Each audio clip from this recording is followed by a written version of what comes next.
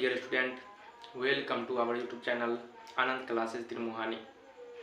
चलिए हम पिछला वीडियो में बात किए थे सेल यानी कि कोशिका के बारे में, छोटी छोटी बातें जाने थे। हम इस वीडियो में उसके आगे बात करेंगे, जो हमारे कोशिका के बारे में जो हम लोग चर्चा कर रहे थे प्रीवियस वीडियो में, पिछला वीडियो में। इस वीडियो में हम उसके आगे बात करेंगे कि आखिर में सेल कोशिका के बारे में जो हम लोग जानकारी प्राप्त कर लिए थे उसके आगे बात करेंगे इस वीडियो में। अगर हमारे इस चैनल पे आप नए हैं तो चैनल को सब्सक्राइब कर लीजिए और बेल आइकन जरूर दबा लीजिए ताकि हमारे वीडियो का नोटिफिकेशन सबसे पहले आप तक पहुंचे। चलिए हम समय को व्यर्थ न करते हुए आगे बढ़ें। हम लोग पिछला वीडियो में, पिछला क्लास में हम लोग देख लिए थे कि कोशिका क्या होती है, कोशिका का खोज किसने किया था, और कोशिका में मतलब कोशिका के बारे में जो भी बेसिक डिटेल होती है वो हम लोग देख लिए थे। अब हम उससे आगे बढ़ते हैं कोशिका के पार्ट्स के बारे में, यानी कोशिका के अंग के बारे में, कोशिकांग के बारे में। हम एक शब्द का यहाँ पे चर्चा कर रहे हैं, कोशिकांग। कोशिकांग होता क्या है, मतलब हम अपनी भाषा में समझे तो कोशिका के अंग को ही हम कोशिकांग कहते हैं। कोशिका के अंग को ही हम कोशिकांग कहते हैं। तो हम अब कोशिकांग के बारे में जानेंगे। और याद रखिएगा, हम ये जो आपको बता रहे हैं छोटी छोटी पॉइंट वाइज हम बता रहे हैं। आपको कोई हम विशेष क्लास के लेकर नहीं चल रहे हैं और विशेष किसी एक सिलेबस के लेकर नहीं चल रहे हैं। हम सिर्फ और सिर्फ कोशिका के बारे में जानेंगे, तो कोशिका के बारे में पूरे डिटेल रूप से और पॉइंट वाइज हम लोग जानते हैं। और जब इस वीडियो जब ये ख़त्म हो जाएगी, यानी कि ये कोशिका के बारे में पूरा समाप्त हो जाएगा पूरी जानकारी, उसके बाद हम आपको PDF सेंड कर देंगे। अगर हमारे इस चैनल पे आप नए हैं तो इस चैनल के डिस्क्रिप्शन में मेरे टेलीग्राम का लिंक दिया गया है, तो उस टेलीग्राम पे जाके हमको फॉलो करें, ज्वाइन करें। और इस वीडियो जैसे ही समाप्त होती है, पूरा कोशिका के बारे में ख़त्म होती है, तो हम आपको कोशिका का पूरा PDF दे देंगे। चलिए शुरू करते हैं। कोशिका झिल्ली हम लोग सबसे पहले जानेंगे आज कोशिकांग का सबसे पहला कोशिका झिल्ली। देखिए बहुत ही आसान चीज़ है। कोशिका झिल्ली को हम मेम्ब्रेन भी कहते हैं या प्लाज्मा झिल्ली भी कहते हैं। कोशिका झिल्ली को हम मेम्ब्रेन या प्लाज्मा झिल्ली भी कहते हैं। देखिए ये कोशिका झिल्ली होती क्या है, आप लोग बाजार जाते होंगे सामान लेने के लिए, तो आप लोग मान लीजिए आलू प्याज जो भी चीज़ खरीदते होंगे, तो उसको लेने के लिए हमको एक झिल्ली देता होगा जिसको थैली कहते हैं। उस आलू लेने के लिए एक थैली देते होंगे और उस थैली में जितने भी सामान लेंगे वो थैली के अंदर दिया देते हैं। वही होती है कोशिका झिल्ली। मतलब कोशिका के जितने भी पार्ट होते हैं ना, कोशिका के जितने भी अंग होते हैं ना, सब इन्हीं कोशिका झिल्ली के अंदर रहते हैं। जितना कोशिका के जितने भी झिल्ली पढ़ेंगे, कोशिका के जितने भी पार्ट्स पढ़ेंगे, वो सब हमारे कोशिका झिल्ली के अंदर ही रहती है। ये कोशिका झिल्ली कुछ इस टाइप का होता है, जैसे कि मान लीजिए यह एक हमारा कोशिका झिल्ली हो गया, तो इसी के अंदर में अब सब कुछ रहेगी। अब जानते हैं कोशिका झिल्ली के बारे में। सबसे पहले हमारा कोशिका झिल्ली को मेम्ब्रेन या प्लाज्मा झिल्ली भी कहते हैं। ये हमारे पादप और जंतु दोनों में पाया जाता है। पादप क्या होता है, जंतु को क्या होती है। पादप मतलब हम लोग पेड़ पौधा हो गए। कहने का मतलब जितने भी पेड़ पौधे हैं सब पादप में आते हैं, और जितने भी हाथी हो गए, बकरी हो गए, हम लोग हो गए, कुत्ता हो गए, जितने भी जीव है ना, वो सभी जंतु में आते हैं। जो एक जगह खड़ा होकर हिलते डोलते रहे ऐसे ऐसे करके, वो पादप हो जाता है। और जो एक जगह दूसरी जगह जा सके उसको हम लोग जंतु कहते हैं। और हम लोग एक जगह से दूसरी जगह जाती हैं, बकरी भी जाते हैं, तो वो जंतु में आ जाते हैं। और पेड़ पौधा एक जगह रह के आगे पीछे हिलते डोलते रहते हैं ना, तो ये सब हमारे पादप हो जाते हैं। तो कोशिका झिल्ली जो होती है पादप और जंतु दोनों में पाए जाते हैं। याद रखिएगा, कोशिका झिल्ली पादप और जंतु दोनों में पाए जाते हैं। ये प्रोटीन का बना होता है। कोशिका झिल्ली किसका बना होता है, तो प्रोटीन का बना होता है। बहुत बार ये क्वेश्चन आपके कॉम्पिटिटिव एग्जाम में भी और हमारे क्लास का जो होती है 9th 10th में भी पूछ दिया है कि हमारे कोशिका झिल्ली किस चीज से बना होता है, तो प्रोटीन से बना होता है। याद रखिएगा, कोशिका के सभी अंग किसी झिल्ली में रहते हैं। मतलब कोशिका के जितने भी अंग है ना, सब इसी झिल्ली के अंतर्गत रहते हैं। कोशिका के जितने भी अंग हैं सब इसी कोशिका झिल्ली के अंतर्गत हो रहते हैं। इन बातों को याद रखिएगा। देखिए गौर से, ये हमारे कोशिका झिल्ली हो गई, और इसी के अंदर जितने भी कोशिका के अंग होते हैं सब इसी झिल्ली के अंतर्गत होते हैं। तो ये सिंगल झिल्ली है, यानी कि एक पहला मतलब एक झिल्ली है जो कोशिका झिल्ली कहते हैं। अब जैसे ही हम लोग आगे बढ़ते हैं ना, तो इसका सेकंड आ जाता है कोशिका भित्ति, जिसको हम दोहरी झिल्ली के नाम से जानते हैं, इंग्लिश में सेल वॉल के नाम से भी जानते हैं। दूसरा हमारा हो जाता है कोशिका भित्ति इंग्लिश में सेल वॉल, हिंदी में दोहरी झिल्ली के नाम से इनको हम जानते हैं।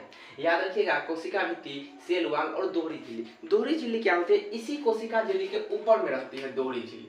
इसी कोशिका झिल्ली जो है ना, इन्हीं के ऊपर में दोहरी झिल्ली रहती है, जिनको हम लोग कोशिका भित्ति के नाम से जानते हैं। देखिए होता क्या है, अगर मान लीजिए हम कम सामान लेंगे तो हमको एगो झिल्ली में दे देता है और उसको हम अपना ले लेते हैं, एक झिल्ली में दे देता है और उसको लेके चल आते हैं। लेकिन जब सामान अधिक हो जाता है ना, तो डबल थैली करना पड़ता है, ट्रिपल थैली करना पड़ता है। यानी कि जब अधिक सामान हो जाए तो डबल थैली लेके जाएंगे, डबल झिल्ली लेके जाएंगे। इसी को हम लोग दोहरी झिल्ली कहते हैं। और ये दोहरी झिल्ली सिर्फ और सिर्फ पेड़ पौधा में पाया जाता है। दोहरी झिल्ली सिर्फ और सिर्फ कहाँ पाया जाता है? तो पेड़ पौधा में पाया जाता है। क्यों पाया जाता है पेड़ पौधा में? पेड़ पौधा में बहुत भारी पार्ट्स होती है। याद रखिएगा, पेड़ पौधा में बहुत भारी पार्ट्स होते हैं और बहुत बड़े पार्ट्स होते हैं। तो उसको मतलब कंट्रोल करने के लिए या उसको रखने के लिए हमको दोहरी झिल्ली की आवश्यकता होती है, यानी कि कोशिका भित्ति की आवश्यकता होती है। इसीलिए पेड़ पौधा में ही सिर्फ दोहरी झिल्ली पाया जाता है। एक अंदर में कोशिका झिल्ली, उसके ऊपर में एक और झिल्ली रहती है जिसको हम दोहरी झिल्ली या कोशिका भित्ति के नाम से जानते हैं। और ये मजबूती के लिए दिया जाता है, क्योंकि पेड़ पौधा एक बड़ा विशाल होती है और उसको संभालने के लिए हमको कोशिका भित्ति यानी कि दोहरी झिल्ली का जरूरत पड़ती है। ये सिर्फ पेड़ पौधा में पाए जाते हैं। याद रखिएगा, ये सेल्यूलोज का बना होता है। कोशिका भित्ति सेल्यूलोज का बना होता है। और कई बार एग्जाम में पूछ दिया है कि हमारे मतलब कोशिका भित्ति क्या चीज का बना होता है, तो या दोहरी झिल्ली किस चीज का बना होता है? तो सेल्यूलोज का बना होता है। सेकेंड में आपको ये भी याद रखिएगा कि पेड़ पौधा से जितने भी चीज बनते हैं ना, सब सेल्यूलोज का बना होता है।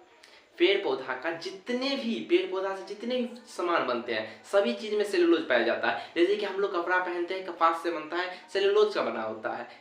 पेड़ पौधा की सीधा बात याद रखिए, इतना एग्जाम्पल देने का जरूरत नहीं है, सीधा बात याद रखिए कि पेड़ पौधा से जितने भी चीज का निर्माण होता है उस सब में सेल्यूलोज पाया जाता है, क्योंकि कोशिका भित्ति सेल्यूलोज का बना होता है। इसका काम क्या है? तो सुरक्षा और आकार प्रदान करती है। पेड़ पौधा का सुरक्षा और आकार यही कोशिका झिल्ली प्रदान करती है। आपको मालूम होना चाहिए कि हम लोग कपड़ा पहनते हैं अपने शरीर को आकार या सुरक्षा करने के लिए। बकरी सब यानी जो भी जानवर होता है उसके शरीर पे बाल होता है उसको सुरक्षा करने के लिए। उसी तरह से पेड़ पौधा की सुरक्षा करने के लिए ये कोशिका भित्ति या दोहरी झिल्ली या जिसको हम सेल वॉल भी कहते हैं, यही इनका सुरक्षा और इनका जो आकार का होते हैं ना, यही इनका आकार प्रदान करती है। समझ गए ये दोहरी झिल्ली?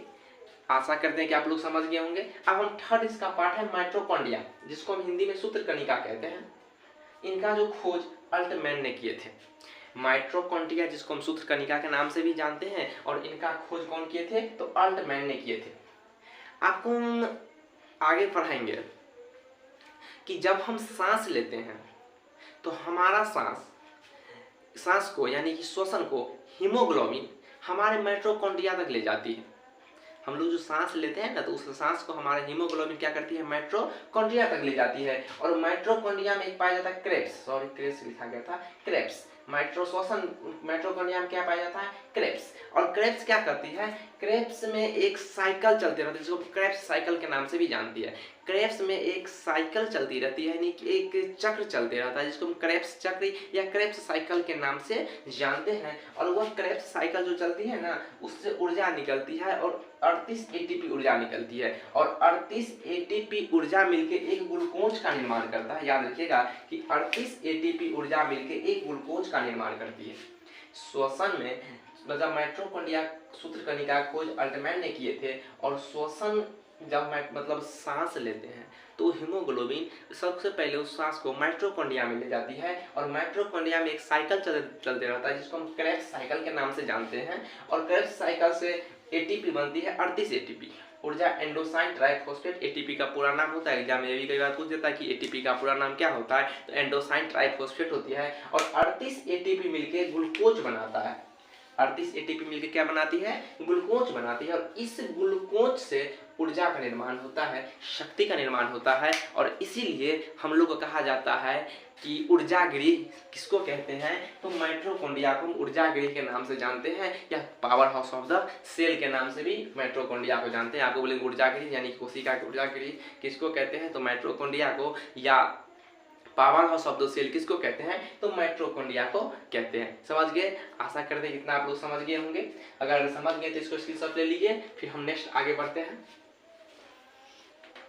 अगर इतना आप समझ गए तो आज इस 3 को पार्ट हम छोटा छोटा वीडियो डालेंगे, बड़ा बड़ा वीडियो नहीं डालेंगे, थोड़ा दिक्कत हो जाती है, समस्या हो जाती है, छोटी छोटी वीडियो डालेंगे। तो आज ये तीनों समझ गए आप लोग, आशा करते हैं समझ गए होंगे।